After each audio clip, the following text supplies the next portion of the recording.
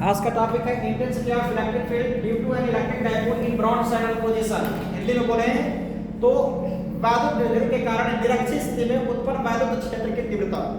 Heading लिखो सभी, लिखो इंटेंसिटी ऑफ इलेक्ट्रिक फील्ड, लिखो सभी intensity of electric field due to an electric dipole. Hindi में मतलब बच्चों लिखो विद्युत द्विध्रुव के कारण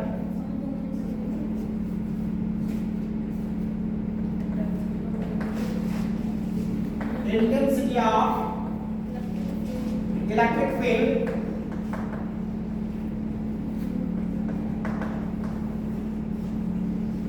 due to an electric dipole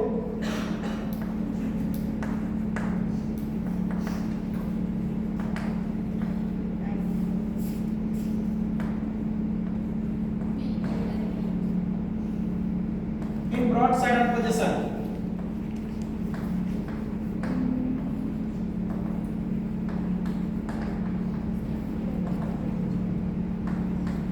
broadside position. Hindi में लिखो विद्युत द्विध्रुव के कारण निरक्षीय स्थिति में विद्युत द्विध्रुव के कारण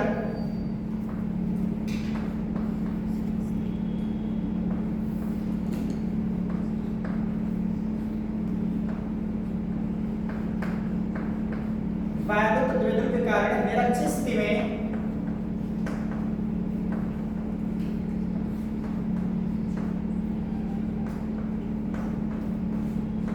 विद्युत क्षेत्र की तीव्रता।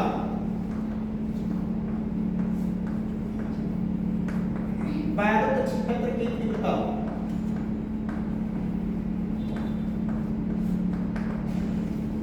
हो गया।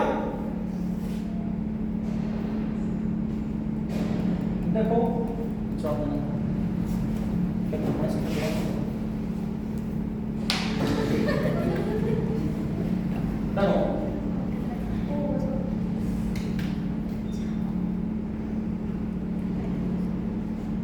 ये आपका एक इलेक्ट्रिक डायपोल हो गया जो माइनस चार्ज और प्लस q कूलम्ब मतलब माइनस q कूलम्ब के चार्ज और प्लस q कूलम्ब के चार्ज से मिलकर बना होगा। ये इलेक्ट्रिक डायपोल AB है। इलेक्ट्रिक डायपोल AB है जो माइनस q कूलम्ब के चार्ज और प्लस q कूलम्ब के चार्ज से मिलकर बना है तथा इनके बीच का जो शॉर्टेज डिस्टेंस है वो क्या है, ड्यू L है। सबसे पहले समझ लो, हमने सपोज करो कि यह आपका इलेक्ट्रिक डायपोल था। ये क्या है, इलेक्ट्रिक डायपोल। तो इस इलेक्ट्रिक डायपोल के कारण हम लोग जो कल का फॉर्मूला फाइंड आउट किए थे वो क्या था, intensity of electric field due to an electric dipole in end side position. अक्षीय स्थिति में उत्पन्न विद्युत क्षेत्र की तीव्रता थी विद्युत द्विध्रुव के कारण। ये था ना कि विद्युत द्विध्रुव के कारण अक्षीय स्थिति में उत्पन्न विद्युत क्षेत्र की तीव्रता। तो सपोज करो आपका ये पॉजिटिव चार्ज है और ये नेगेटिव चार्ज है, चाहे ये नेगेटिव चार्ज है और ये पॉजिटिव चार्ज है। इससे r मीटर के डिस्टेंस पर, ये बताओ ये कैसे, x एक्सिस पर है कि नहीं, इधर ध्यान दो, ये x एक्सिस में दिखाई दे रहा है। अगर यह x एक्सिस में होगा तो इससे r मीटर के डिस्टेंस पर इधर या तो इधर ये एक्सिस बोला जाएगा, एक्सियल बोला जाएगा, या इसको हम बोलते हैं एंड साइड पोजीशन। और जब हम इसको ऐसे कर दिए मतलब इसको परपेंडिकुलर ऑलरेडी कर दिया गया, अब देखो ये आपका इक्वेटोरियल हो जाएगा, मतलब इसको ब्रॉड साइड पोजीशन कहेंगे। या अब हम इसके ऊपर फाइंड करेंगे तो ये आपका क्या हो जाएगा, अक्षीय स्थिति हो जाएगा, क्योंकि इसका अक्ष ऊपर और नीचे हो गया। इस समय इसका अक्ष लेफ्ट और राइट में हो गया, एक्सेस। बात समझ रही है? अब जरा ध्यान से समझ लो, मतलब यह आपका अगर इलेक्ट्रिक डायपोल जो है हॉरिजॉन्टल है आपके सरफेस के, तो इसका एंड साइड पोजीशन या तो इधर या तो इधर हो सकता है, जिसको हम लोग बोलते हैं अक्षीय स्थिति। अगर विद्युत द्विध्रुव अगर ये है तो अक्षीय स्थिति या तो इधर होगा या तो इधर होगा। ऊपर और नीचे की अगर बात करें तो यह इसके लिए निरक्षीय स्थिति हो जाएगा। तो इस समय अब किसमें है, अब हमने एक इलेक्ट्रिक डायपोल बना लिया और तक के पैरेलल हो गया कि नहीं है, हॉरिजॉन्टल हो गया। तो ब्रॉड साइड पोजीशन या तो यहां पर या तो नीचे की तरफ होगा। लेकिन अगर हम इधर फाइंड आउट करेंगे तो ये आपका एक्सेस पर हो जाएगा। समझा गया ये बात? तो सपोज करो इससे इसके परपेंडिकुलर डिस्टेंस पर r मीटर के डिस्टेंस पर एक पॉइंट P है जहां पर हमें intensity of electric field find out करना है। यहां से देखो यह आपका मिड पॉइंट है, पॉइंट को हमने सपोज कर लिया। यहां से यहां तक का डिस्टेंस कितना होगा, L। ये भी कितना होगा, L। यहां से इसको हम लोग मिला देते हैं, इसको भी मिला दिया जाएगा, ये ज्वाइन करा दिया गया। यहां पर सपोज करते हैं थीटा एंगल क्रिएट करता है। यह इलेक्ट्रिक डायपोल से कितने मीटर के डिस्टेंस पर है, r मीटर के डिस्टेंस पर। कितने मीटर के, ये भी आपका थीटा एंगल क्रिएट कर रहा है। यहां पर पॉइंट पी है जहां पर हमें intensity of electric field find out करना है। क्या फाइंड आउट करना है? Intensity of electric field. ये बताओ कि प्लस क्यू कूलम्ब का चार्ज है तो यहां से निकलने वाली इलेक्ट्रिक फील्ड लाइंस किधर होंगी? बाहर की तरफ होंगी कि नहीं? पॉजिटिव चार्ज से बाहर की तरफ जाएगा। तो सपोज करो ये आपका प्लस क्यू कूलम्ब के चार्ज के कारण इंटेंसिटी ऑफ इलेक्ट्रिक फील्ड का जो डायरेक्शन होगा कुछ ऐसे है। ये बात समझ आ गई? इसके कारण क्या होगा? नेगेटिव चार्ज और नेगेटिव चार्ज की तरफ इलेक्ट्रिक फील्ड लाइंस आती हैं। बताया इतना नहीं मैंने। या आपका E2 मान लो, ये आपका E1 हो गया और ये E2 हो गया। आ रहा समझ? इलेक्ट्रिक फील्ड लाइंस जरा ध्यान देना, ये माइनस चार्ज के कारण electric field lines negative charge की तरफ भी आती हैं। मतलब इनफाइनाइट से नेगेटिव चार्ज की तरफ इलेक्ट्रिक फील्ड लाइंस आती है कि नहीं? अगर ये पॉजिटिव चार्ज है तो पॉजिटिव चार्ज के कारण आपका इलेक्ट्रिक फील्ड लाइंस बाहर की तरफ जाएंगी। तो इनका रिजल्टेंट जो होगा, सपोज करते हैं हम अब एक पैरेलल लाइन ड्रा कर लेते हैं। यही इंटेंसिटी ऑफ इलेक्ट्रिक फील्ड का रिजल्टेंट होगा। इसको हम लोग E रिप्रेजेंट कर लेते हैं। किससे लिख देते हैं? E।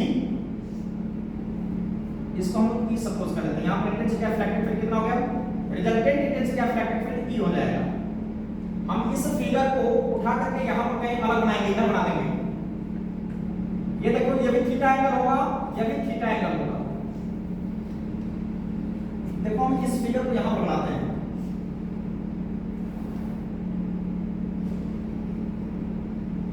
ये कुछ ऐसे बना होगा।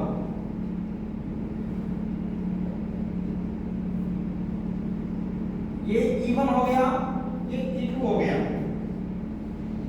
ये resultant intensity of electric field है, मतलब परिणामी विद्युत क्षेत्र की तीव्रता है।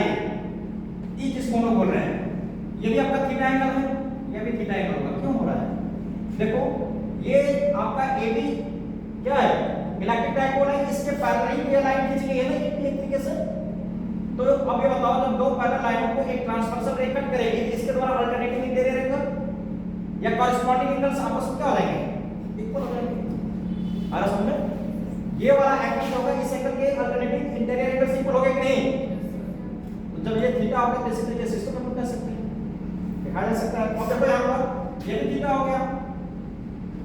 अगर हम लोग इसको कंपोनेंट्स में ब्रेक करते हैं, मतलब घटकों में जब वियोजित करते हैं, इसमें घटकों में क्षैतिज घटक और ऊर्ध्व घटक में, यही पॉइंट P है। देखो ये पॉइंट P है कि नहीं? अब इसका हॉरिजॉन्टल जहां पर थीटा बनता है वो क्या माना जाता है? हॉरिजॉन्टल माना जाता है, क्षैतिज घटक माना जाएगा, क्योंकि यह बेस माना जाएगा। तो ये हो जाएगा आपका cos थीटा। यहां पर क्या आएगा? ये sin थीटा। ये हो जाएगा E1 sin थीटा, होगा कि नहीं? और यहां पर क्या आएगा? इसके कारण E1 cos थीटा आएगा। कितना आएगा? और इसी तरीके से यहां पर देखो ये हो जाएगा E2 sin theta, E2 sin theta. देखो यहां पर एंगल बन रहा है तो ये आपका बेस का आएगा और ये इसके लिए परपेंडिकुलर का कार्य करेगा। इसके लिए यह आपका बेस का कार्य करेगा और ये किसका कार्य करेगा? परपेंडिकुलर का। देखा आया? तो जब आपका परपेंडिकुलर हो गया वर्टिकल, वर्टिकली डाउनवर्ड की तरफ है नहीं है, तो वर्टिकल वाले में sin लिया जाता है, हॉरिजॉन्टल वाले में cos लिया जाता है। तो अब देखो यहां पर E1 sin थीटा के कारण हम यहां पर ये आपका E को अगर हम इसके कंपोनेंट्स में ब्रेक करते हैं, मतलब इसके घटकों में जब विभाजित करते हैं, तो आपका वर्टिकल कंपोनेंट क्या आ गया? E1 sin theta. यहां पर क्या आ जाएगा? E1 cos थीटा आएगा। आएगा नहीं? ये हो जाएगा E E1 cos थीटा। फिर प्लस अब इसके कारण यहां पर क्या आएगा? E2 cos theta. आएगा नहीं आएगा? इसके कारण यहां पर E2 cos थीटा भी आएगा। E2 cos थीटा आपको उसके वीडियो में दिखाई नहीं आना दे, लेकिन आप समझ लेना। यहां पर जब हम लोग इसको क्या कहें, यहां पर जो इंटेंसिटी ऑफ इलेक्ट्रिक फील्ड का जो रिजल्टेंट है ये आपका E1 cos theta, E2 cos theta, क्योंकि E1 के कारण यहां पर horizontal components E1 cos theta और ये इसका vertical components E1 cos sin theta हो गया। इसी तरीके से E2 को अगर हम इसके कंपोनेंट्स में ब्रेक करते हैं, घटकों में जो विभाजित करते हैं, घटक बोला जाता है, घटक बोला जाता है। क्या बोलते हैं? घटक। तो जब इसको हम हॉरिजॉन्टल और क्या बोलते हैं वर्टिकल कंपोनेंट्स में जब ब्रेक करेंगे तो आपका वर्टिकल कंपोनेंट्स आ जाएगा E1 E2 sin थीटा और इसका horizontal components E2 cos theta आएगा। अब ये दोनों का डायरेक्शन से मैं इसके हमने दोनों को ऐड कर दिया है। बस आ गई प्लस कर दिया क्योंकि दोनों का डायरेक्शन सेम है, इस कारण से यहां पर ऐड किया गया। अब देखो E1 sin थीटा और E2 sin theta opposite direction में, अगर ये मैग्नीट्यूड में बराबर होंगे तो 0 हो जाएगा। अगर मैग्नीट्यूड में अलग होंगे तो पॉइंट P पर इंटेंसिटी ऑफ इलेक्ट्रिक फील्ड कुछ और भी हो सकता है। नहीं समझ रहा है? सपोज करो इधर और इधर दोनों तरफ सेम फोर्स अप्लाई है, तो हमारे ऊपर नेट फोर्स कितना हो जाएगा, 0 होगा कि नहीं। अब यहां पर देखो इसकी तरफ तो ये कई तरफ फोर्स अप्लाई हो रहा है, इधर की तरफ फोर्स अप्लाई नहीं हो रहा है। अगर यहां पर और यहां पर दोनों सेम फोर्स अप्लाई होगा, तो जितना ही ऊपर फोर्स अप्लाई होगा उतना ही नीचे अगर फोर्स अप्लाई हो रहा है, तो इस कंडीशन में यहां पर क्या हो जाएगा, इंटेंसिटी ऑफ इलेक्ट्रिक फील्ड इन दोनों के कारण 0 हो जाएगा। अब हमें चेक करना है कि E1 और E2 का जो वैल्यू है वो सेम है कि नहीं है। तो इसके लिए हम लोग यहां पर फार्मूला का डेरिवेशन करेंगे, समझ आ रहा है। चलो देखो ये फिगर समझ में आया है। हमने इसको उठा करके यहां पर रख दिया है अलग से। ये देखो यहां R है और ये यहां से यहां तक कितना है, L है। तो पाइथागोरस थ्योरम से ये बताना कि जो AP का वैल्यू होगा, AP रूट में R square plus L square होगा कि नहीं होगा, पाइथागोरस थ्योरम से। वही जितना AP होगा उतना ही BP भी होगा कि नहीं होगा, बोलो। ये बेस का square plus perpendicular square is equal to hypotenuse square. कर्ण का वर्ग बराबर लंब का वर्ग प्लस आधार का वर्ग। वहां से निकालेंगे तो BP और AP का वैल्यू सेम आएगा, ठीक है। तो पहले लिखेंगे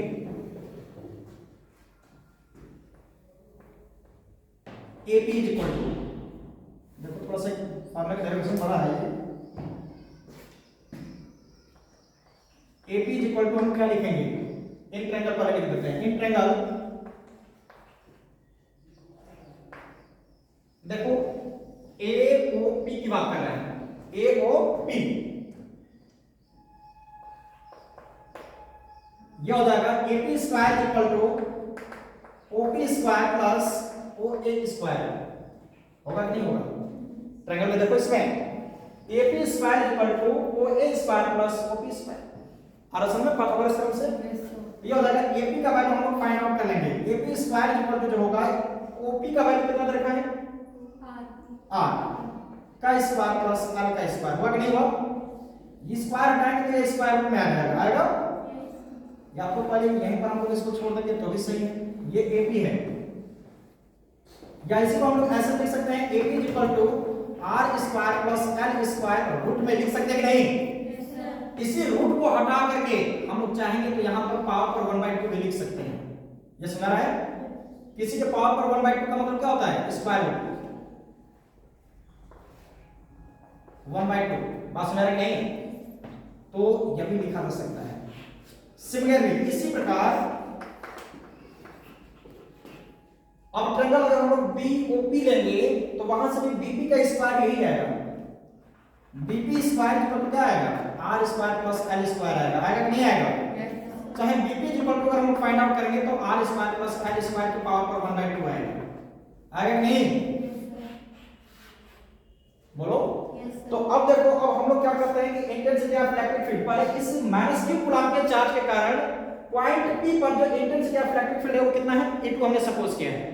तो पहले हम लोग प्लस q कूलम्ब के कारण जो यहां पर है इंटेंसिटी ऑफ इलेक्ट्रिक फील्ड वो आपका E1 जो है, हम लोग पहले E1 को फाइंड करेंगे फिर उसके बाद E2 को फाइंड कर लेते हैं। तो फार्मूला पढ़ाएंगे intensity of electric field due to a point charge, बिंदु आवेश के कारण उत्पन्न विद्युत क्षेत्र की तीव्रता। फार्मूला पढ़े है ना, बिंदु आवेश के कारण उत्पन्न विद्युत क्षेत्र की तीव्रता E = 1/4 pi epsilon q upon में r स्क्वायर। तो सबसे पहला अगर हम लोग प्लस q कूलम्ब के चार्ज के कारण यहां पर फाइंड करते हैं तो आपका E1 है, लिखेंगे intensity of electric field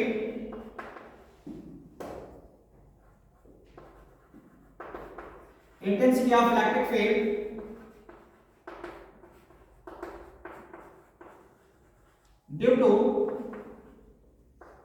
plus q charge at point P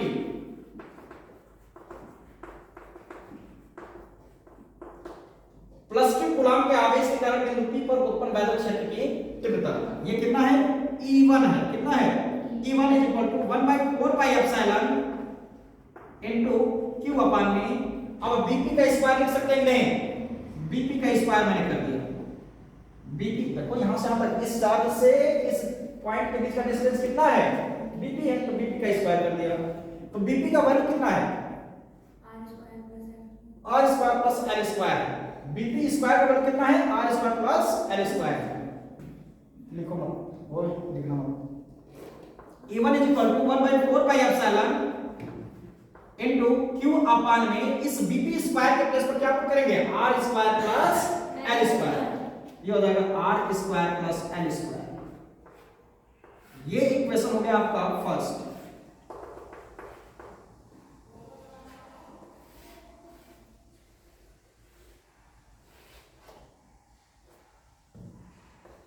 अब देखो now intensity of electric field due to -q charge at point P। अब -q कूलम्ब के आवेश के कारण बिंदु P पर उत्पन्न वैद्युत क्षेत्र की तीव्रता। तो यहां पर लिखेंगे now intensity of electric field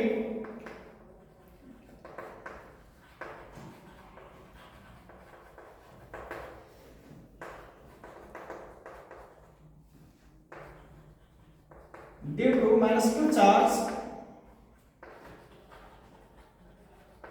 at point P E2 is equal to हो जाएगा 1/4 pi epsilon into q upon में AP का स्क्वायर होगा कि नहीं होगा।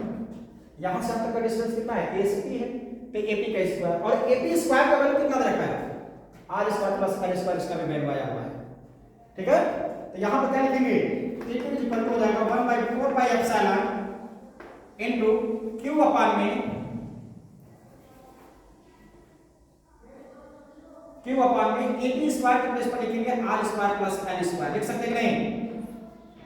ये इक्वेशन हो जाएगा सेकंड। यहां पर देखो हम लोग इस पॉइंट P को उठा करके जब यहां पर रख करके देख रहे हैं, ये y एक्सिस हो गया और ये y डैश हो गया, तो इस पॉइंट P पर जो इंटेंसिटी ऑफ इलेक्ट्रिक फील्ड होगा वो कैसे हम लोग फाइंड आउट करेंगे। हम लोग resultant intensity of electric field कैसे लिखेंगे, जरा इस पर ध्यान देना है। E1 का वैल्यू और E2 का वैल्यू मैग्नीट्यूड में सेम आया हुआ है। देखो E2 का जो वैल्यू है वही E1 का भी वैल्यू है। अब यहां पर देखो E1 का वैल्यू और E2 का वैल्यू अगर सेम है तो इस पॉइंट P पर इन दोनों फोर्स के कारण, चाहे इन दोनों इंटेंसिटी ऑफ इलेक्ट्रिक फील्ड के कारण, अगर हम पॉइंट P पर intensity of electric field find out करेंगे, रिजल्टेंट जो हम कहते हैं क्या होगा 0, क्योंकि ये दोनों अपोजिट डायरेक्शन में है, मैग्नीट्यूड में सेम है। ये हमारे ऊपर लगा हुआ फोर्स इधर से भी 100 न्यूटन, इधर से भी 100 न्यूटन, तो दोनों अपोजिट डायरेक्शन में है, तो इसलिए हमारे ऊपर लगा हुआ फोर्स क्या हो जाएगा नेगेटिव 0 हो गया। तो इन दोनों कंपोनेंट्स के कारण से पॉइंट P पर जो इंटेंसिटी ऑफ इलेक्ट्रिक फील्ड होगा वो क्या होगा 0। जो यहां पर पॉइंट P पर intensity of electric field resultant होगा वो क्या होगा E = E1 cos theta plus E2 cos theta होगा।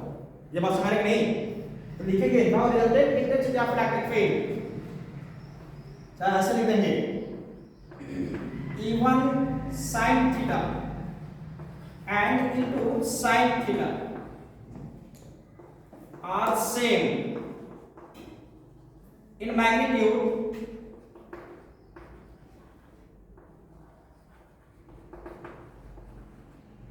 but opposite in nature या opposite in direction।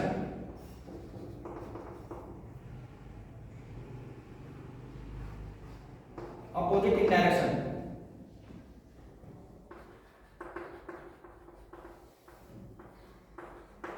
then intensity of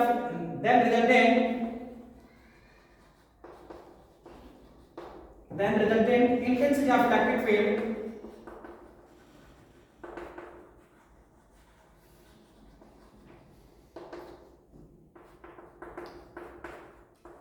at point P,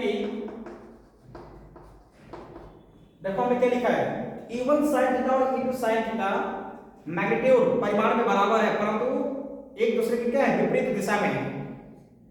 ठीक, इस कारण से बिंदु P पर उत्पन्न वैद्युत क्षेत्र की परिणामी वैद्युत क्षेत्र की तीव्रता क्या होगी E बराबर E1 cos theta plus E2 cos theta होगा। तो E इक्वल टू हो जाएगा E1 cos theta plus E2 cos theta. समझा कि नहीं। E1 cos थीटा, देखो ये E2 cos थीटा लिखे, क्या लिखे E1 cos theta plus E2 cos theta. cos theta को कॉमन ले लिया गया तो ये हो जाएगा, चाहे हम लोग यहां से देखो इसको इक्वेशन हम लोगों ने थर्ड सपोज कर लिया। Now from equation first second and third, देखो ये फर्स्ट इक्वेशन है। Now from equation first second and third we get, अब इसमें E1 और E2 के प्लेस पर ये वैल्यू पूरा पुट कर देंगे हम लोग।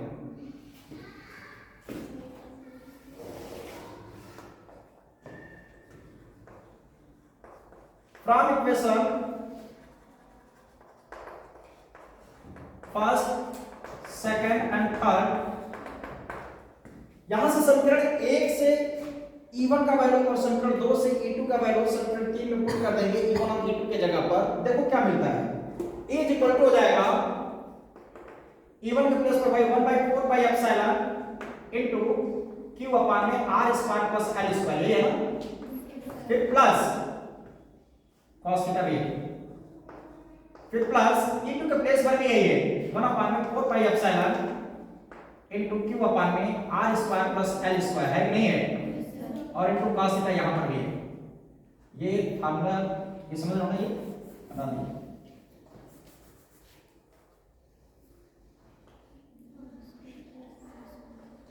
R square plus L square, अब देखो इसमें से कॉमन लिया जा सकता है, या इसको जब ऐड करेंगे तो 2 आ जाएगा, दोगुना होगा कि नहीं, ये दोगुना हो रहा है कि नहीं, देखो तो यहां पर इसको ऐसे लिखा जा सकता है 1/4 pi epsilon into Q upon में R square plus L square को हमने कॉमन ले लिया ना, तो क्या बचेगा, यहां पर भी cos थीटा और यहां पर भी cos थीटा, तो 2 cos थीटा हो जाएगा कि नहीं, तो इनटू 2 cos थीटा लिख सकते हैं, बोलो यस सर। अब 2 को इधर हमने कर दिया, ये हो जाएगा E इक्वल टू हो जाएगा 1/4 pi epsilon into 2Q upon में R square plus L square into cos theta, ये इक्वेशन हो जाएगा 4। सुन रहे हैं? अब देखो इसी ट्रायंगल पे अगर हम बात करते हैं, AOP की बात कर लो चाहे BOP की बात कर लो, cos थीटा इक्वल टू हो जाएगा बेस अपान में हाइपोटेनस, आधार बटा के क्या होगा कर्व। तो AP का वैल्यू तुमने कितना फाइंड आउट किया है, AP का वैल्यू क्या है, R square plus L square की पावर पर 1/8। देखेंगे now in triangle AOP cos theta equal to, अगर इसमें लिया जाए, देखो cos थीटा की अगर बात करेंगे AOP में, cos थीटा तो आधार बटा के कर्व होता है कि नहीं होता है, तो OA अपान में क्या लिखा जा सकता है AP, तो cos थीटा इक्वल टू, देखो OA का वैल्यू कितना है और AP का वैल्यू कितना है, यहां पर R square plus L square की पावर पर 1/8, ये है ना, तो इसी cos थीटा का वैल्यू हम लोग यहां पर पुट कर देंगे इक्वेशन 4, ये हो गया equation 5। Now from equation 4th and 5th we get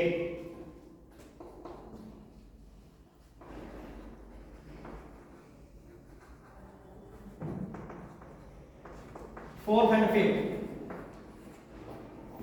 देखो इसी cos थीटा का वैल्यू यहां पर पुट करेंगे, तो हो जाएगा E is equal to 1/4 pi epsilon into 2Q upon में R square plus L square into cos theta का वैल्यू क्या रखेंगे, L अपान में R square plus L square की पावर पर 1/2, ये रखा जाएगा ना, ये हो जाएगा L अपान में R square plus L square की पावर पर 1/2। आ रहा समझ? अब देखो इसका मल्टीप्लाई करेंगे, ये क्या हो जाएगा, ऊपर 2QL हो जाएगा, ये नीचे क्या होगा, यहां पर कुछ नहीं लिखा तो पावर क्या माना जाएगा, तो ये 1 में अगर हाफ को ऐड करेंगे तो 3/2 आएगा कि नहीं आएगा, कितना आएगा, मतलब 1 में आधे को जोड़ दिए तो 1.5 आएगा कि नहीं आएगा, 1.5 का मतलब 3 रोटी का आधा 3/2, तो E इज इक्वल टू, ये इरेज करते क्या तो इसका काम पता नहीं,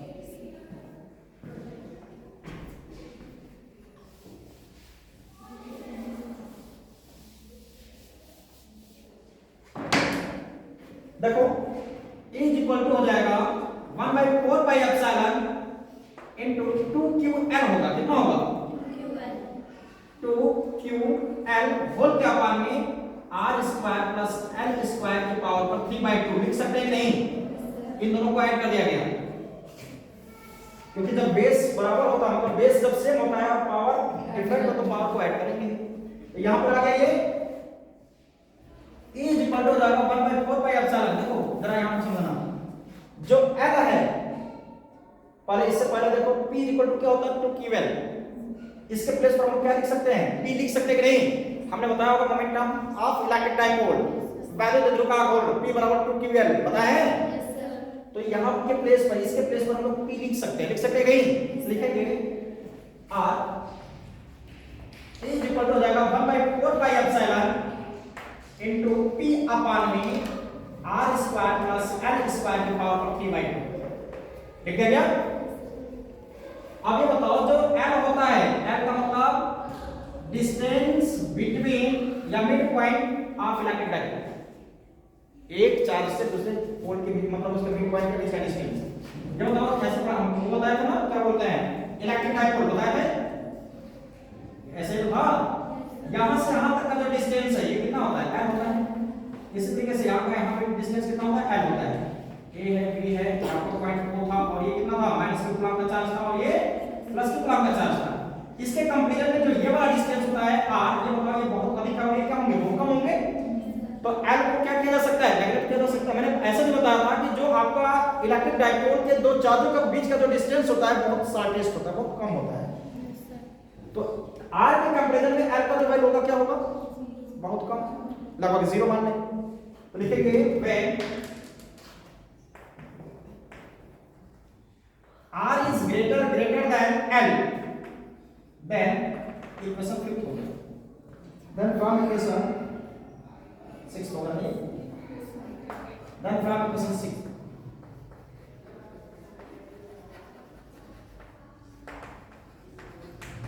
तब समीकरण 6 से देखो अब R तो वही रहेगा, L के प्लेस पे क्या कर सकते हैं, लगभग 0।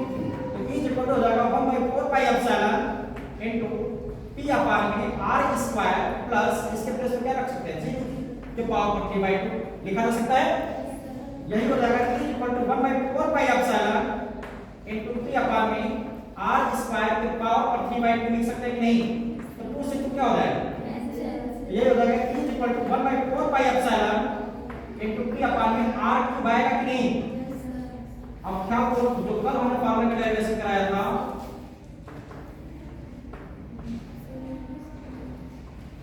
यहां पर 2p अपान में R क्यूब आया था, यहां पर बस 2 आया था। तो जब अक्षीय स्थिति में फाइंड आउट किए थे, मतलब जब हम लोग एंड साइड पोजीशन में फाइंड आउट किए थे तो 2p अपान में R क्यूब आया था। और यहां पर जब हम लोग ब्रॉड साइड पोजीशन मतलब निरक्षीय स्थिति में जब हम ज्ञात कर रहे हैं या फाइंड आउट कर रहे हैं तो p अपान में R क्यूब आ रहा है। तो ये वाला कम है कि नहीं है, इसका दोगुना होता है एंड साइड पोजीशन वाला। मतलब नोट अगर हम लोग बनाएंगे तो नोट में हम लोग क्या लिखेंगे, नोट का फर्स्ट पॉइंट आपका यही होगा कि intensity of electric field in axial, एक मतलब अक्षीय स्थिति में intensity of electric field in axial मतलब अक्षीय स्थिति में विद्युत क्षेत्र की जो तीव्रता होगी वह निरक्षीय स्थिति का ट्वाइस होगा intensity of electric field in broad side position.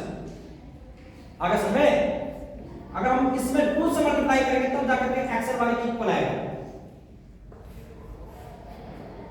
ये आपका टॉपिक था, ये आपके 5 मार्क्स के पूछे जाते हैं। ठीक, एग्जाम में ऐसे आता है कि विद्युत विद्रोह के कारण निरक्षीय स्थिति में उत्पन्न विद्युत क्षेत्र की तीव्रता के लिए सूत्र निगमित कीजिए। इंग्लिश में आएगा कि derive the formula for the intensity of electric field due to an electric dipole in broad side position. तो आपको इतना करना पड़ेगा तब जाकर 5 मार्क्स मिलेंगे, अदरवाइज नहीं मिलेगा। समझ आ गया। तो आज के टॉपिक आपका बस यही है और ये चैप्टर कंप्लीट हो गया। End side position, broad side position आपके इस चैप्टर से मेन थे और इस पर हम न्यूमेरिकल लगाए जाएंगे कल से। ठीक है, तो एक बार सभी फार्मूले आप सभी क्या करके आओगे, रिवाइज करके आओगे। जितना भी फार्मूला अब तक बताया गया है इस चैप्टर के सभी आप लोग फार्मूले रिवाइज करके ही आना। ठीक है।